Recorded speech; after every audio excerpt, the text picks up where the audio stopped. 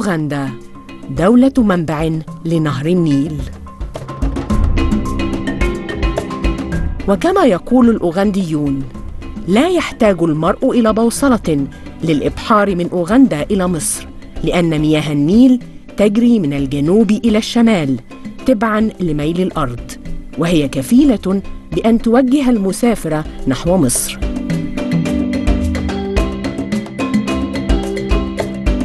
من منبع نهر النيل في الجنجة بأوغندا، أهلاً ومرحباً بكم في برنامج أفريكا. تتقاسم 11 دولة إفريقية حوض النيل، ويصل إجمالي طول النهر إلى أكثر من 6800 كيلومتر، وهو أطول أنهار الكرة الأرضية. ولنهر النيل رافدان أساسيان: النيل الأزرق الذي ينبع من بحيرة تانا الواقعة في مرتفعات إثيوبيا، والنيل الأبيض الذي ينبع من بحيرة فيكتوريا. وتنبع من إثيوبيا 85% من مياه نهر النيل التي تصل إلى مصر، ويأتي باقي المياه ويبلغ حوالي 15% من أوغندا عبر النيل الأبيض. وتعد بحيرة فيكتوريا ثاني أكبر بحيرة للمياه العذبة في العالم من حيث المساحة، والأكبر في إفريقيا. وتبلغ مساحة بحيرة فيكتوريا حوالي 68,800 كيلومتر مربع، وتطل 3 دول على بحيرة فيكتوريا، ومساحة البحيرة مقسمة بينهم: تنزانيا وكينيا وأوغندا. وتضم البحيرة جزرا عدة، وتعتبر الأمطار المصدر الأول للمياه في بحيرة فيكتوريا، وتغذيها بنسبة تصل إلى حوالي 80%. وتتدفق العديد من الأنهار للبحيرة. ويقع حوالي 98% من مساحة أوغندا في حوض النيل. تطل مدينة جنجة على الساحل الشمالي لبحيرة فيكتوريا، وتبعد حوالي 80 كيلومتر شرق العاصمة الأوغندية كامبالا. وتقع مدينة جنجة في مقاطعة جنجة. ومن أبرز ما يجذب السائحين في أوغندا بحيرة فيكتوريا عند جنجة، حيث ينبع النيل الأبيض متجهاً شمالاً ليصب في البحر المتوسط بمصر. تقابلنا مع الربان والمرشد السياحي آمون الذي يعمل في جنجة لأكثر من 15 عام. What would you tell us about this beautiful place, the source of the Nile in Jinja, Uganda? Yes, this is the source of the great river Nile, the longest river in the world, and this is a point where it begins its long journey all the way from Uganda to Egypt. This takes about 90 days, and the river itself is 4,200 miles. وتعتبر بحيرة فيكتوريا بحيرة ضحلة، ويصل أعمق نقطة في البحيرة إلى حوالي 80 متر، ويبلغ متوسط العمق بها حوالي 40 متر. أقف الآن في منبع نهر النيل في جنجة بأوغندا، وفوق فجوة يصل عمقها إلى حوالي 90 قدم. وشرح لنا آمون قصة الفجوة وعلاقتها بمنبع النيل عند جنجة. This hole is said to be over 90 feet and millions of liters in depth. In depth. It is believed that after the upthrusting of the Rwenzori Mountains, which is the highest point in the country, the glaciers and all the river streams which are flowing to Congo side were blocked and came under the ground to pop up through this point. But at the moment, whatever we are seeing is because of the hydropower dams. So at times some people don't believe this is the source of the Nile. But before the construction of the power dams, the water was gushing out from this hole, and you'd see about 2 meters high, the water coming from the hole, the springs. حدد العالم المسلم والجغرافي الكبير محمد الإدريسي الذي عاش في القرن ال12 الميلادي مصدر نهر النيل. وكان الإدريسي أول من تكلم عن بحيرة فيكتوريا، وخلف خريطة دقيقة للبحيرة. ويلاحظ أن الخريطة مقلوبة، لأن الناس في تلك الأيام كانوا يعتبرون أن الجنوب يوجد في الأعلى. ويرجع اسم بحيرة فيكتوريا إلى المستكشف البريطاني جون هاننس بيك، الذي يعتبر أول أوروبي يصل إلى بحيرة فيكتوريا، وكان هذا في عام 1858. وأطلق سبيك على البحيرة اسم ملكة بريطانيا آنذاك. وللأسف لاحظنا أن إنجازات الإدريسي لا تذكر عند الحديث عن بحيرة فيكتوريا في أوغندا. One of the great explorers, the first white man to reach the source of the Nile, called John Speke. So we are very glad and very happy that this TV station has come also to see the same. So what would you tell colleagues in Egypt? Brothers and sisters in Egypt, it is long overdue you come and visit the place. The source of the Nile. The source of the River Nile. The source of the great River Nile. تجري مياه النيل الأبيض من بحيرة فيكتوريا عند جينجا إلى بحيرة كيوغا، ثم شلالات ماتشزن، ثم بحيرة ألبرت. ويغادر النيل بحيرة ألبرت متجها شمالاً إلى جنوب السودان ثم السودان. ويتحد النيل الأبيض مع النيل الأزرق عند العاصمة السودانية الخرطوم. ويغذي كل من هذين الرافدين الأساسيين نهر النيل الذي يصب في البحر المتوسط بمصر. وفي ضوء ما تقدم، كان لبرنامج أون أفريكا هذا اللقاء مع بروفيسور إفرايم كامونتو، وزير السياحة والحياة البرية والآثار، وقد شغل منصب وزير المياه والبيئة لأوغندا من عام 2012 إلى 2016. ركزنا على سبل دعم التعاون بين مصر وأوغندا في مجال السياحة والاستثمار وظاهرة الإرهاب وأهمية مواجهة تغير المناخ وسبل الحفاظ على مياه النيل. Honorable Ephraim Kamuntu, Minister of Tourism, Wildlife and Antiquities, thank you so much for joining On Africa. You are most welcome. Thank you. There is something that is confusing about Jinja, and I'm happy that I'm interviewing you. When you say it's the source, what does it really mean when you say source? Uganda happens to be by nature the source of the Nile. And I think the world need to know that Uganda is the source of the Nile, the water that flows from Lake Victoria all the way into Mediterranean Sea. That water starts from Uganda. 15% of it. Yes, the debate about what is the source, where is the source of the Nile should be really, can't be a closed chapter. Because what happens is, you have Lake Victoria, it is like a basin, and it is filled by rivers. And these rivers come from all the neighboring countries, all of them. They fill it, and once it fills, the outflow starts from Jinja. And we've just been to Jinja, by the way. You have been to Jinja. That, the outflow out of this basin, receiving water from rivers, as well as water from the sky, because the rains also power their water in the lake. Outflow is River Nile. So the source must be Jinja, where that outflow starts. It cannot start from the skies, because water comes from the heaven. Nor can it start from the rivers that feed into the lake. The source is the source of River Nile is in Uganda. What are the investment opportunities that Uganda is offering investors, foreign investors, in the tourism sector? Tourism, like all Uganda's sectors, whether it is agriculture, oil and gas, roads, investment opportunities are abound. In tourism, I begin from just, for instance, accommodation and hospitality. Big opportunities. Aviation industry, is one industry that we are trying to expand.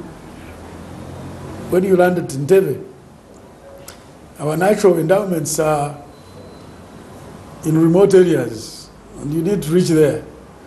And most tourists now, they mind about time. You would want to land at Entebbe and fly to Kidepo. Kidepo Valley National Park is one of the wonders of the world. If you go by road, it will take you 8 hours. Then, mountain gorillas, they are again on border, Uganda border with Congo. If you go by road, it's another 8 hours. But we have airfields in these places. So aviation industry is a huge potential. Then within the natural parks, national parks, the lodges in national parks are not adequate. So what we are doing right now is evaluation to ensure that you have a balance so that you don't overload accommodation in protected areas which would degrade the natural environment. That balance is being carried out right now. In transport, accommodation, training, we have a hotel training institute. We have also research institutes.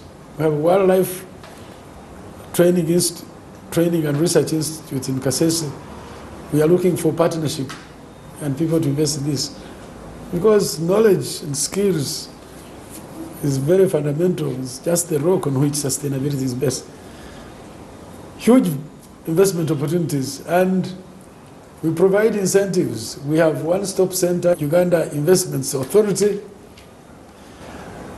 It is there, and it's a one-stop center. If you go there, and we have recruited a competent manager now, you will get all it requires, whether it is registration of business or licensing, trade licensing, or electricity or water, all those assets which you need as part of infrastructure, but you need documentation for permissions and licenses. They are all in one spot, and it can be done in a matter of hours and days, not months. Egypt and Uganda signed a memorandum of understanding on tourism, and this was in 2015. What are the details, and how can you further cooperate? Yeah, we are promoting it. In fact, the last time I was in Egypt, that's part of the reason why I went to Egypt. And you went to Egypt several times? Yes. No, I have been in Egypt several times, but this time I went there as a Minister of Tourism, Wildlife and Antiquities. And part of my agenda was how to implement this memorandum of understanding we have signed between our two countries. It involves training, the hospitality training. It involves capacity building in tour operators. It involves cultural exchange between our two countries. But I could mention all that the framework does is it puts on paper what we are already doing, because Uganda-Egyptian relationship is sealed in the waters of the Nile. If you can see this umbilical cord that ties us together, yeah?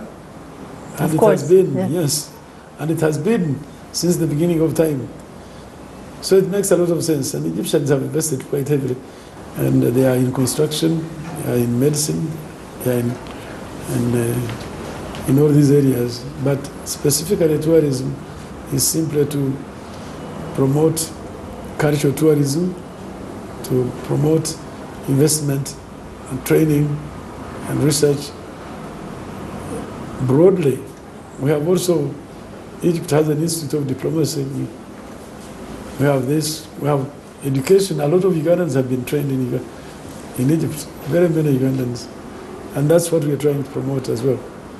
I've seen the Ankoli cows. Yeah, the long-horned cow. Yeah, the Ankoli cows. Yes. And they look beautiful. It's fantastic. Yes, and they reminded me immediately of Hathor, the goddess of love and beauty in ancient Egypt. She had two big horns. Yeah. They're so big. And when I saw the Ankoli cows, they reminded me of Egypt, actually, to tell you the truth. Why isn't there, if you get some Ankoli cows, put them in Egypt for a while. I mean, this would be really, really great. They will love it. They look great, sir. I wish Uganda would listen to you, because I was recently in South Africa, and one of the South African farmers imported the Ankoli cows to South Africa. At the time I was there, they auctioned one of the bulls, Ankoli bulls in South Africa with long horn. And it went for 640,000 rand. Which is how many dollars? It's almost more than 100,000 US dollars. You can't believe it. You cannot believe it. How much is it here? Oh boy, here it would fetch about 5 million. 5 million shillings is how much dollars? 1,500. Can you imagine 1,500 here? Then 100,000 US dollars in South Africa, just like that. So anyway, your point is well taken, because right now as we are talking, an Egyptian investor has put up an abattoir. Mr. Sharif Kulini. Yes, just... We actually saw the cows there. The cows are there. Yeah, we did the coverage over there, and we actually saw the cows there. The cows are there. Yeah, you're talking about the Egypt-Uganda project for food security. Yes, for food security, that's it. And it was the first time for me to see the Ankoli cows when I did coverage there. Okay, then you know what I'm talking about. This is the beginning. We are going to begin with exporting meat, and I think the second stage is we shall be exporting longhorned cattle. Please. Oh yes. And you can use the River Nile to export them. And well, and indeed there is even a project for waterways from Egypt to here using the River Nile. They can really promote Uganda. I'm just saying this. It is part of our cultural heritage. And right now, if you go to Lake Mburu National Park, we have put Ankole cow as part of wildlife conservation. It is part of the conservation of our heritage. So the cows, pure cows, no crossbreeding, it's purely genetic longhorned cows, specifically preserved within the game park as part of tourism attraction. But in addition, it is also part of this heritage that we want to maintain. And we could build on this one with the Egyptian relationship to put Ankole cows in the Egyptian cultural mixture. In the zoo even. It would be great. I understand that President Yoweri Museveni has a lot of Ankole cows. Oh, he loves them. There's no question about it. He loves his cows and he's not shy about it.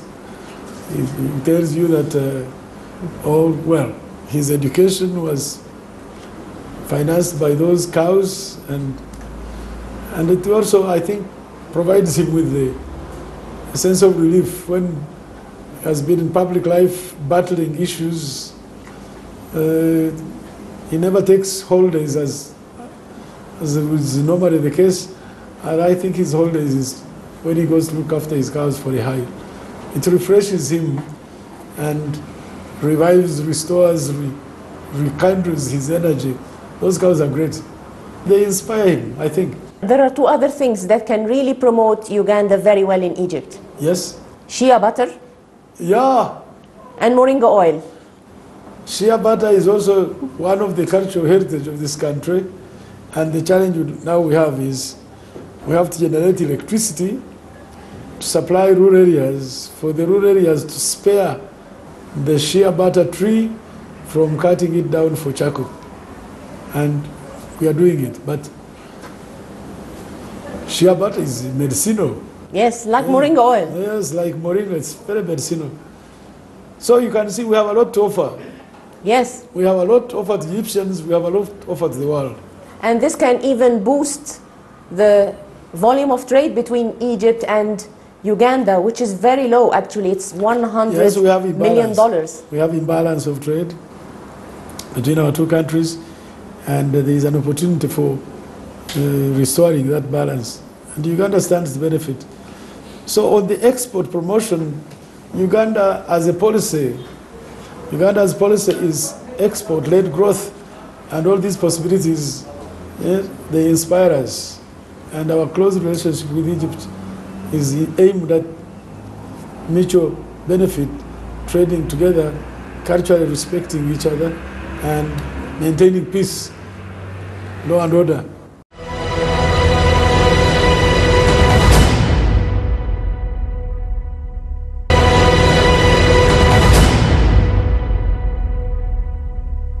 When we think of antiquities in Egypt, we usually think huge, big, maybe I think so. we think of pyramids, you Yeah. know, monumental. You have monuments, you have Statues. pyramids, you have statues. You What have, would you tell us about antiquities in Uganda? oh, there are many. If you have time, you can go to Kasubi tomb. These are tombs of the kings. And these cultural heritage sites are quite many across the country. Then you have these natural endowments which we are the only guys with them.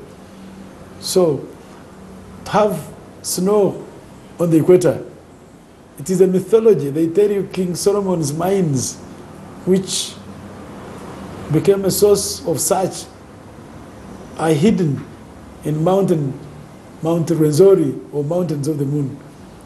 And the top is Margarita because the prince of Italy climbing the mountain, I think 1906, when he reached the top, he named it after the Queen Mother. That's Margarita. That is a heritage. It's like an Egyptian monument because these are things that you really need to have. Anyway, before you go also to Uganda Museum. Right here, it will show you a range of exceptional endowments, assets for the country, including those cultural sites. Source of the Nile, many international people, particularly India. The founder of the nation, Mahatma Gandhi, his ashes are immersed in River Nile. Can't believe it, that's true. Recently, Maharaji, the founder of Maharaji faith in India, also immersed his ashes in the waters of the Nile. There is now an attempt to have cultural heritage site at the source of the Nile as a monument for part of our history. It's many, and we know we used to have kingdoms. All these kingdoms, whether it is in Busoga, Uganda here, Toro, Ankole. So there is also Ankole. Yes, Ankole is there, oh yes. So the cows were named after that? The cows were named after the people because Ankole was a kingdom, Banyankole are the people, and the long-horned cattle, Ankole cattle. This is a great story. It's fantastic. It's really fantastic. I hope at one point we have a festival, cooperation between Egypt and Uganda. We have a festival for the Ankole cows and, you know, talk about the history of Egypt. And I was told maybe the Ankole cows lived in Egypt at one point. Well, if you I talk don't about know. well, I wouldn't dispute it because they talk about Bantu movement, the way people came. And if you come from Egypt, Ethiopia, you come down, you'll find some people definitely who ethnically look like Ethiopians. And as you go down south, if you go to Zambia, look at Zambia and they look like Ugandans. And you trace the roots. It seems like even these cows could have come from Egypt. But I have no evidence. But what I can say is, any relationships, yes. I should mention, Ankole cows is a cultural heritage. And in Ankole, if you don't have cows, you would never marry anybody's daughter. You will never marry? You will never get married, I can tell you. Really? Oh, yes. Because to marry, you must have cows. They would even sing it. If you don't have cows, you don't have...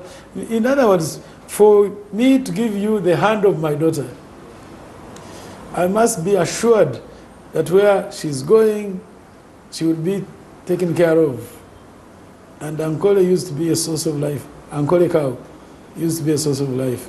Whether it is milk, whether it is meat, whether it is clothing, because the skin acted as a clothing, as a providing clothing and carpets and so on.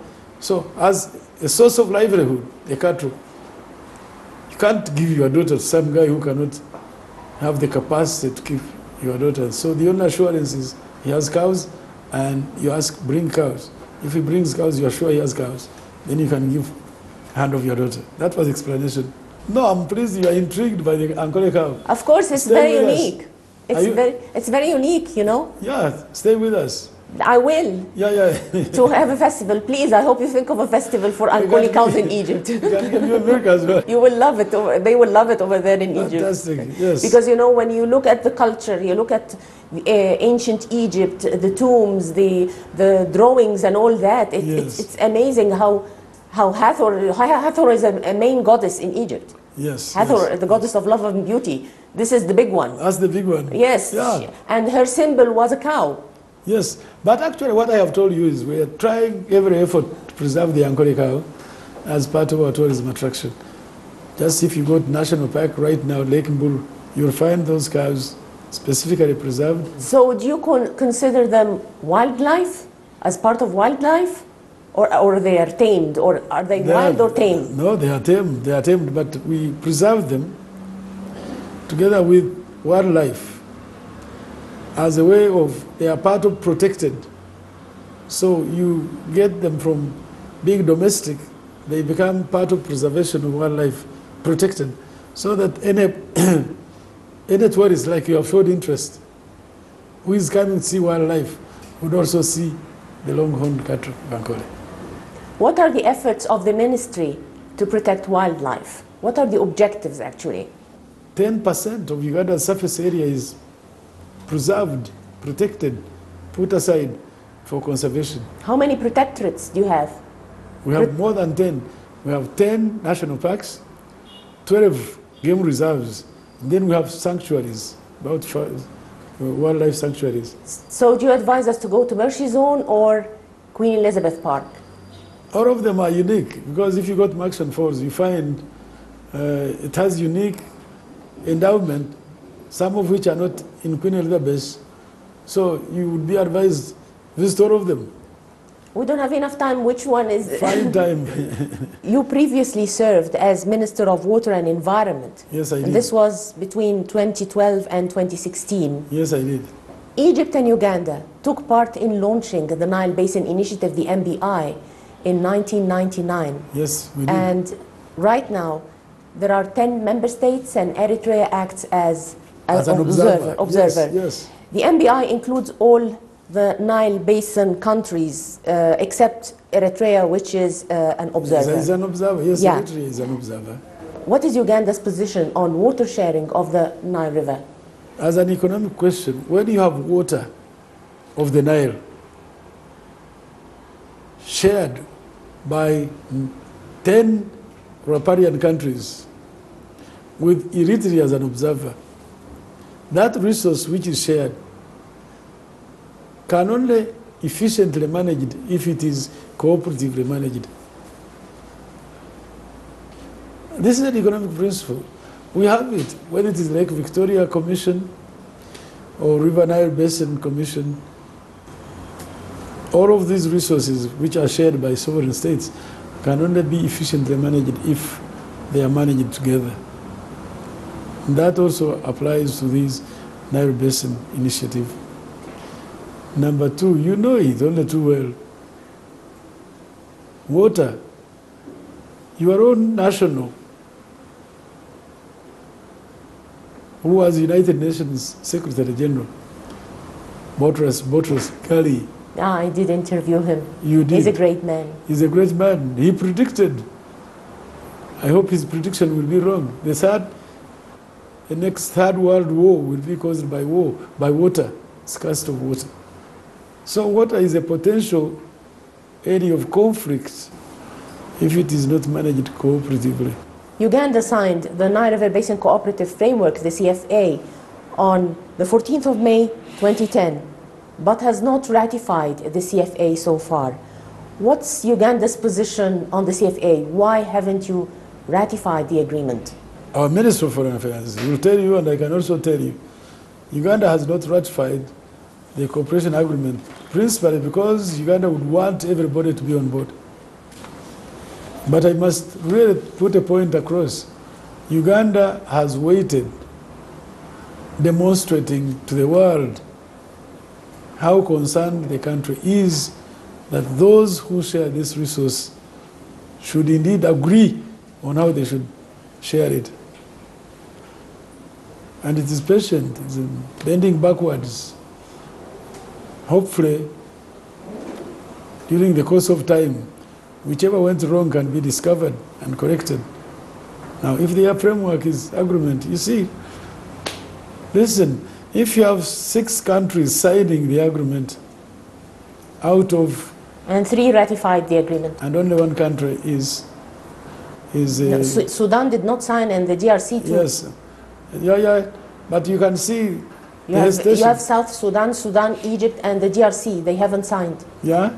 So the issue is, it took how long to negotiate? To come to this far. That's what, all this you are mentioning to me is exactly why Uganda has held back ratification for some understanding to be reached. And hopefully it will be reached soon so that this agreement can be operational. My president is very clear in wanting everybody to be on board. And I would want, I'm sure I'm saying it for many Ugandans, no Ugandan wants to hurt anyone in the use of the waters of the Nile. Egypt froze its MBI membership after several countries signed the CFA back in 2010. And up till now, the membership is still frozen. How can Uganda help resolve this problem? I hope part of our conversation helps to show the Egyptian that there is no one who is willfully wanting to hurt Egyptian interests in the use of the water. No one. The only thing which I emphasize is climate change is a matter of survival. It's no longer a choice. And climate change is going to affect the levels of water in Lake Victoria as it does for other lakes in Uganda. And the moment climate change affects these levels, yes, I can see countries being concerned, particularly if you are not a signatory to the agreement, to see why this has come. You might begin to think somebody is diverting the water when it is not the case. Let me put it squarely, because I have seen it. We have carried out a study of the impact of climate change on 4 sectors of our economy. We did on agriculture, on energy, on transport, the transport infrastructure. And the indication of the impact of climate change is almost undoing what the country has achieved. And the cost of doing nothing about it is even more prohibitive. So for us, climate change is a reality. It's not something you talk about. It is something we must address very squarely. And we are putting measures in place to build a resilient economy. It is here where you want those who are concerned about water levels anywhere to come forward and support these efforts. More specifically, I must thank Egypt, because when we had these floods in the Rwenzori region, your country came to our help. There's a big project there. Yes, and that's what I'm saying to you. This is really the way to go. Because if, for instance, Egypt supported Uganda's efforts to plant trees, by planting trees, in a way, you have improved carbon sink, because trees act as carbon sink, reducing the heat in the atmosphere, but they also provide precipitation, which comes again as rain. And as it comes rain, it fills the lakes and water will flow.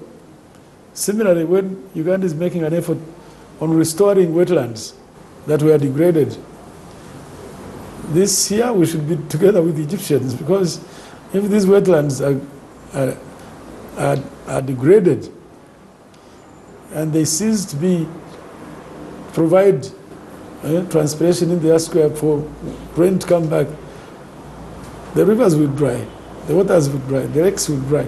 If they dry, the flow of water out of Lake Victoria will also be reduced.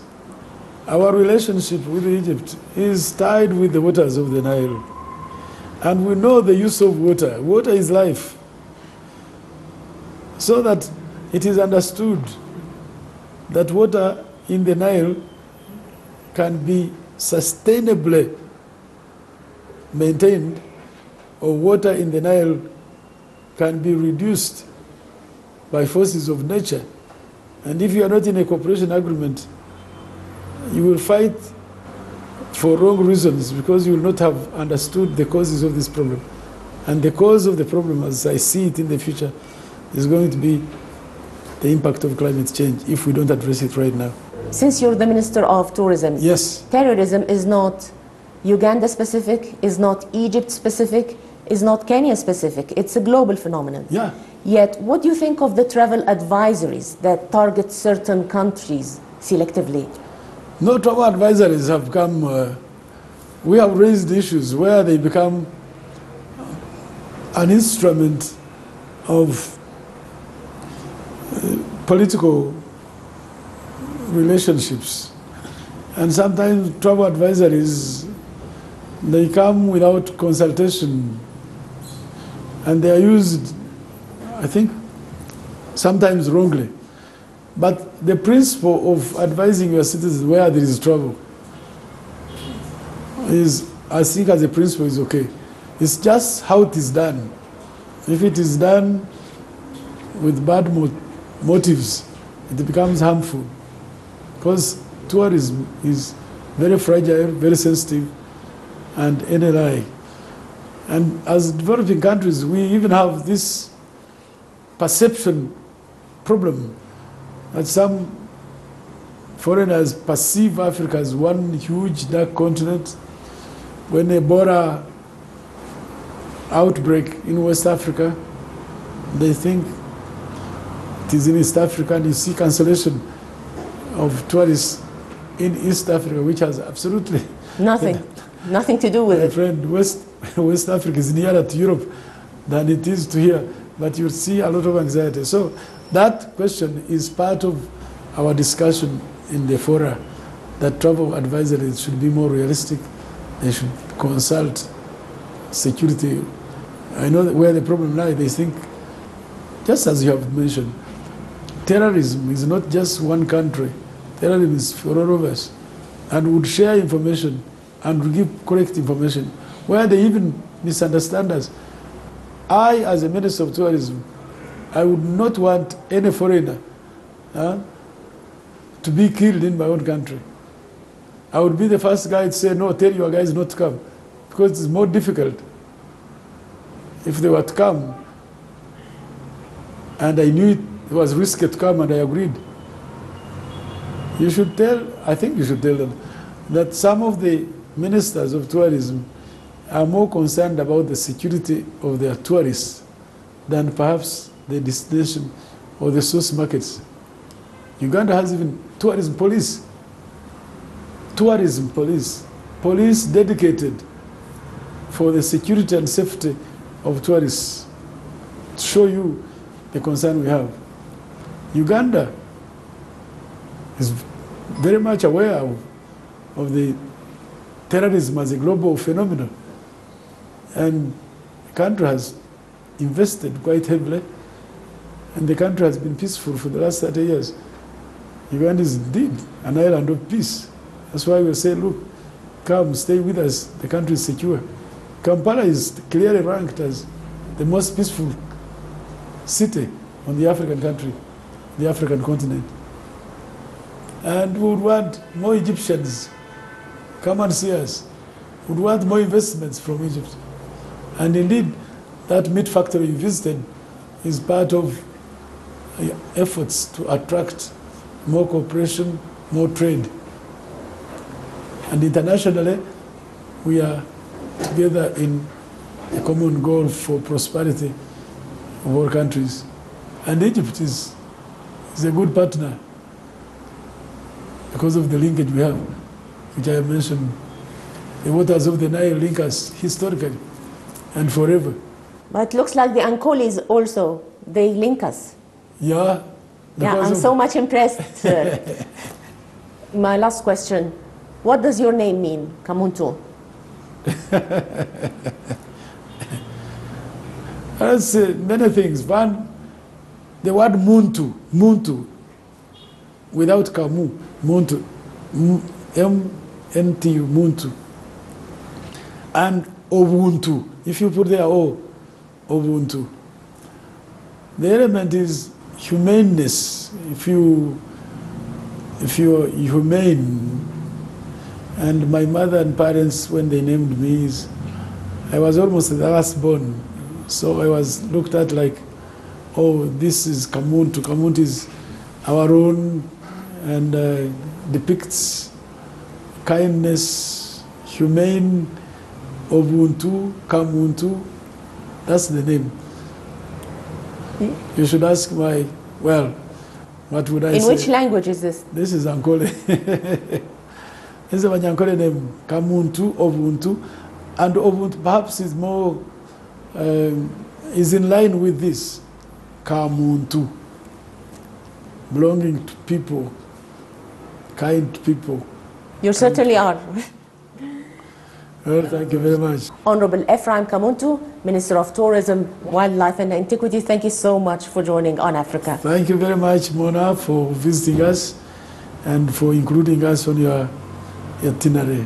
I hope I see you in Egypt soon. We look forward for closer cooperation between Uganda and Egypt. Thank you so much, sir. Thank you. Thank you.